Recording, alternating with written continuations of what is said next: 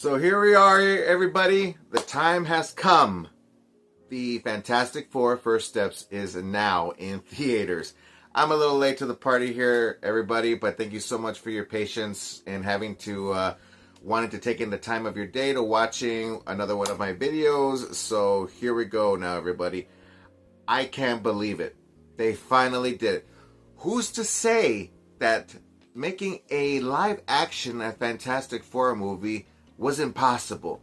It took 20 to 30 years, 3 to 4 different adaptations in order to get this finally right.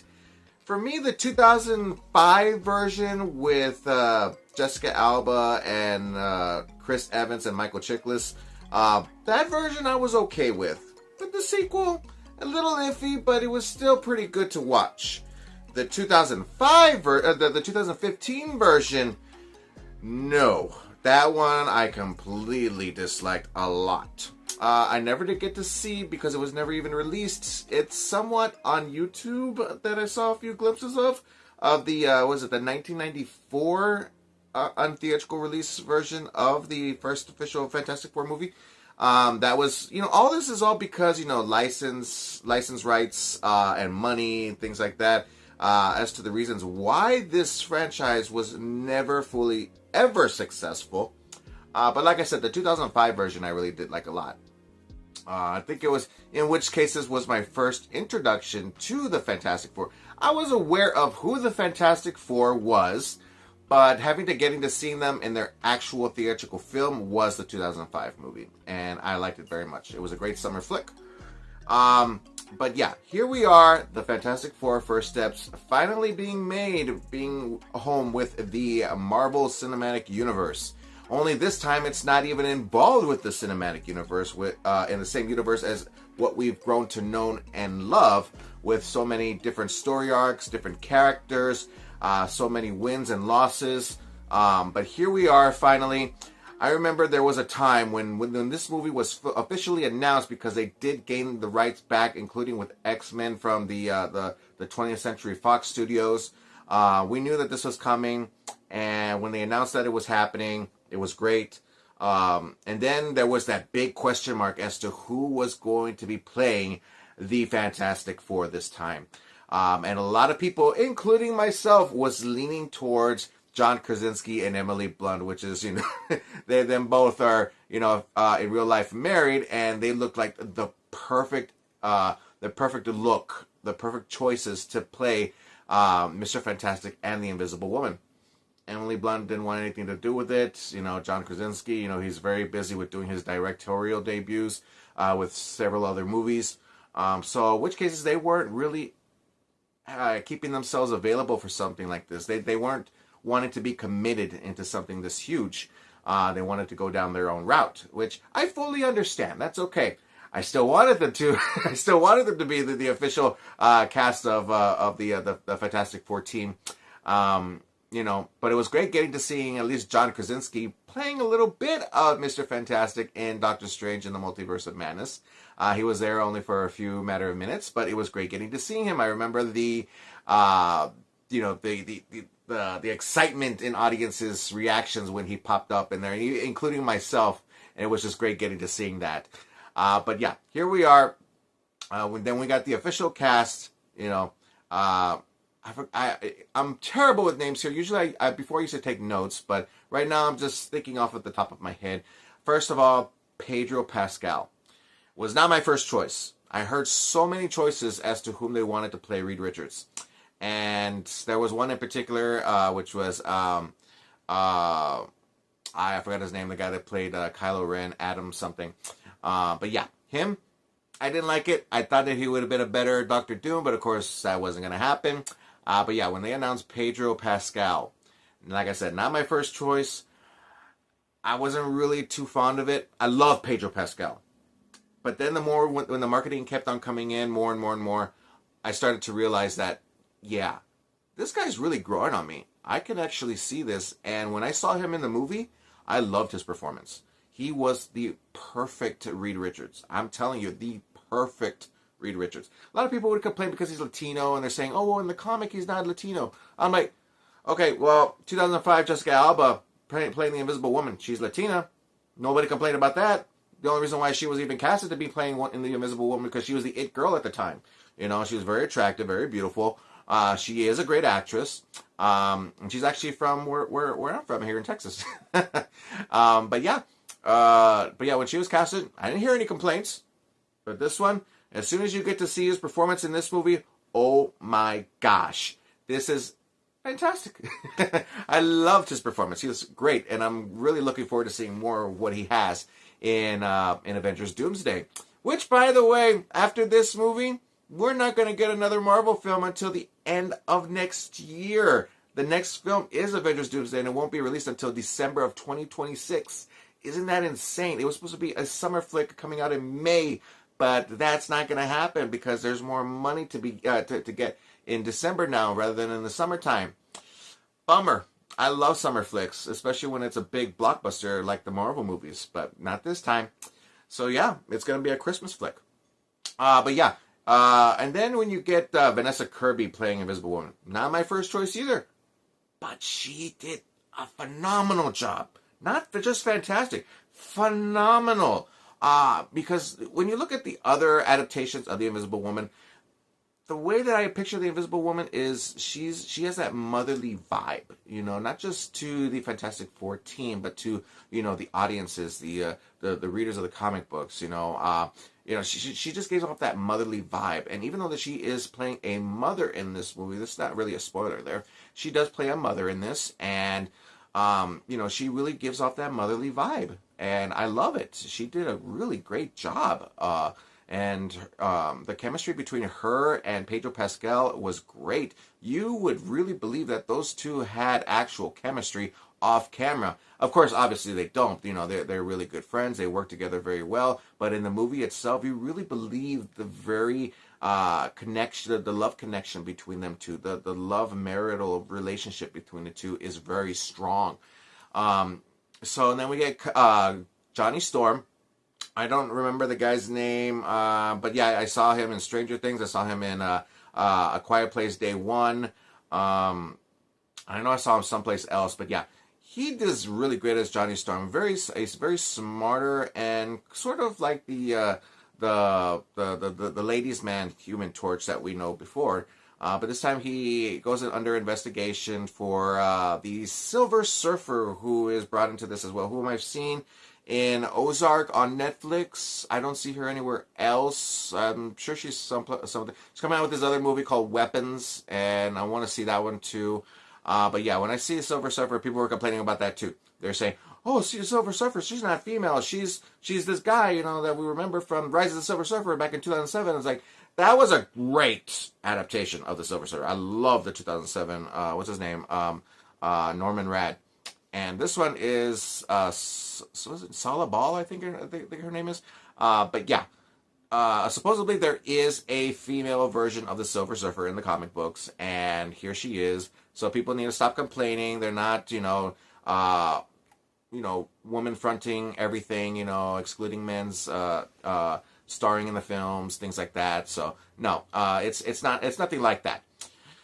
But it was her performance was excellent. I wish that we would have gotten to seeing more of her, because there was an absence of her when she disappears in part of the film and doesn't come back until the end. So that was a little iffy for me. And then The Thing. A lot of people were very iffy when they got set photos of The Thing being portrayed, in live action. They thought, ooh, this is not going to look good. This is going to be bad. I mean, are we going to do another terrible Fantastic Four movie? But no, that didn't happen, because his performance was excellent. He was actually one of the best parts of the movie. CGI-wise, it's a little iffy to me as well, too, but it's not that bad. It's not that bad, especially when compared to the 2015 movie.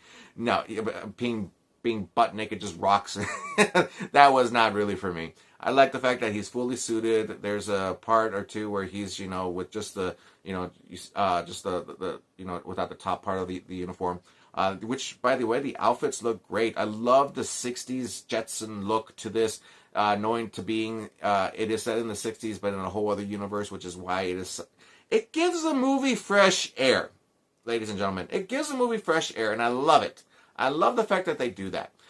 Because when you look at the whole entire Marvel Cinematic Universe, to me, it's just too crowded. That's what Phase 4 and Phase 5, I don't even know what phase we're. I think we're in 6 already. I can't really tell the difference anymore because we haven't had an Avengers movie for the last 6 or 7 years. And so that's what really helped me to define which phases was what, because of the fact that it usually would end with an Avengers movie. But yeah, I love the fact that this gives it fresh air. There is a theory that when it comes to this multiverse saga, that each individual Marvel story arc of, whether if it's TV show or movie, that it's all set in its own universe. If they did that, that would have been awesome. I would have really understood, and it would really make what I would assume Secret Wars would be by colliding all these different TV shows and movies into one film. That would have been really good. If that's what they're still doing, they haven't really revealed it just yet. If that's what they're going to do, great. But if not, then I would have wished it would have been like that. Our introduction to Franklin Richards, the baby. The movie starts with them revealing that they're pregnant and that she goes through the pregnancy. Galactus comes. Galactus is this gigantic being that it's this gigantic being, huge and horrific and tremendous and, eats planets. He was introduced before in 2007, Rise of the Silver Surfer. Just a cloud. A lot of people didn't like it. For me, I didn't like it either because believe it or not, I knew who Galactus was. Surprisingly, I knew who Galactus was. And that was not Galactus. And yeah, and I understand that they tried to make the universe more grounded, more realistic, and they thought that, just having a horrendous being with a gigantic helmet on his head was just too unrealistic. So let's just make him a cosmic cloud. But yeah, no, that didn't work out for fans nor audiences nor critics. So, and here we are, we finally get our gigantic Galactus, and he looked stupendous. He looked fantastic. He looked awesome. I loved it very much. And, he seemed a very, scary and terrifying, and, jaywalking on the streets of New York. I mean, he was just huge. He's after Franklin Richards, and supposedly in the comics, Franklin Richards is one of the most powerful beings in the most powerful superhero in the whole entire Marvel universe. He can create realities, create universes, things like that. Supposedly there's a scene where his powers are revealed, and it reveals as to what he's capable of, plus more.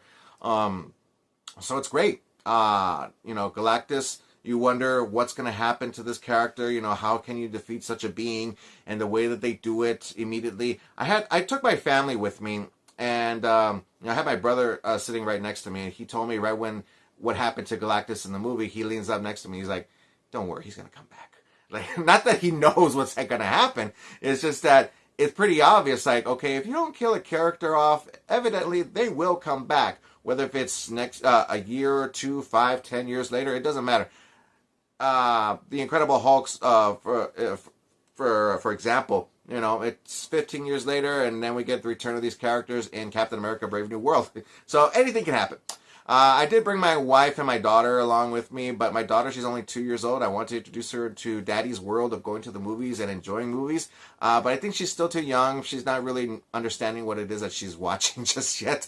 But that's okay. It's understandable. Evidently in time, if it's her willingly wanting to go and tag along with Daddy to watching movies and enjoying them, then by all means, that's fantastic. Can't wait for that to happen. But as of right now, I understand. You're not there yet. But yeah. The part that I really want to talk about here, the mid-credit scene. Oh my gosh! There's a scene at the ending of the final fight. I love going to a movie theater packed with audiences. I love it. This theater was packed full of audiences, and when Galactus was trying to step into the Fantastic Four's trap, almost happening. You hear somebody in the audience saying, "What? No! What are you doing?" And I heard that, I was like, yes, I love it. It's so great. That's awesome. But when coming back to the post-credit scene here, everybody's already seen the movie. I'm assuming that by watching this video, I assume you already watched it. I'm going to go ahead and say this, okay? it's creepy. It's really a chilling vibe. We all know Robert Downey Jr. is casted to being Doctor Doom, and a lot of people are having a big problem with it. But after this, you can honestly tell people are excited. People are excited and they can't wait. They cannot wait to see what's going to happen next. And when you see even just the smallest glimpse of Doctor Doom, you know, just with the cloak and the hood, with the cape, the green cape and everything, and you just see a glimpse of him holding the mask while he's being touched by Franklin Richards 4 years later after the events of the movie. You know, I think it was the same audience member, but I think it was somebody else. He's like, no, what? He's excited like as if he didn't even know that this was going to happen. And I loved it. Those are the reactions I love to see. Oh, I hate going to movies by myself. You know, when I'm in the theater by myself, there's nobody else that's showing up. Because it kind of gives away the excitement and everything like that, the experience. So, yeah, it happened. The problem that I have here is people got to stop spoiling this thing. Stop giving away so much. I know that there's press screenings that go on out there. I wish I was one of those people who would go and watch these press screenings, having the opportunity to being one of the first ones to watch it. But somebody gave out what the post credit was going to be several months ago, and it was exactly what happened, and I knew it was going to happen. You know, I get curious. Excuse me, but I do get curious, and I would love to. I would love it if people would stop spoiling the movie, especially when it comes to marketing. You know, they released several scenes of the movie, you know, about how Galactus wanted to take the baby in order to save the Earth from getting chewed up by him. But yeah, there's just so many spoilers that go out there. That's why I try to be one of the first viewers to watching these movies. But you know, I had a little sidetracked, and it took me to where I was falling a little bit behind. And I know my video's taking a little longer than usual. I try to do my videos between 5 to 10 minutes, but there's a lot to talk about when it comes to this movie. And believe me, I'm almost done here. But yeah, the post-credit scene was just great. It does get me excited, but then a little bummed out because, of course, we're not going to know anything that's going to happen in about a year and a half away with no other kind of material given to us. Maybe some Disney Plus shows, but not really excited. Never really saw Ironheart. Probably might watch it whenever I'm having a bored day or something. But no, I never watched it. But yeah, the movie was great. I had a great time. I'm actually not minding to go into watching this again, and it's weird because all the other movies that I watched this year, I have not seen again. I only saw it just that once, and nor did I have the feeling of wanting to watching it again. Except for this one. This one I actually want to watch again in theaters. I want to have another experience to feel as to... I think maybe it's because the whole Galactus thing. It's very theatrical. It's something that you shouldn't even really want to first experience it at home. You want to watch it on the big screen. That's the whole point of watching movies in theaters first and forehand. But yeah, the movie, I'm going to go ahead and rate it a good 9.0. I'm going to give it a 9.0. That's what I think about the movie. I really did have a great time. I know, and it's great that they finally successfully made a live action Fantastic Four movie, and I really do hope that they stay on the ball with that. I hear that from Kevin Feige that after Secret Wars they're going to reboot the whole entire thing, and I'm pretty sure it's going to be something in relations to Franklin Richards. You know, since he's the one who's powerful enough, who is capable of restoring. Resetting an entire universe, so a whole other reality. So maybe that's what's going to happen. We don't know. I'm pretty sure you guys watched the movie. What did you guys think? Leave it down in the comment section on the bottom. Let's have an awesome time talking about this movie or any movies that you like to talk about in general, because I love to talk about movies, but most importantly, I love to talk about them with you. But yeah, even if you have not watched the movie, I highly recommend that you do. And when you do, let's talk about it, guys. Really do appreciate everyone taking the time of their day watching this video. And you guys continue on living the dream. And as always, stay awesome. Thanks you guys once more again. And I will see everybody in the next video. Bye.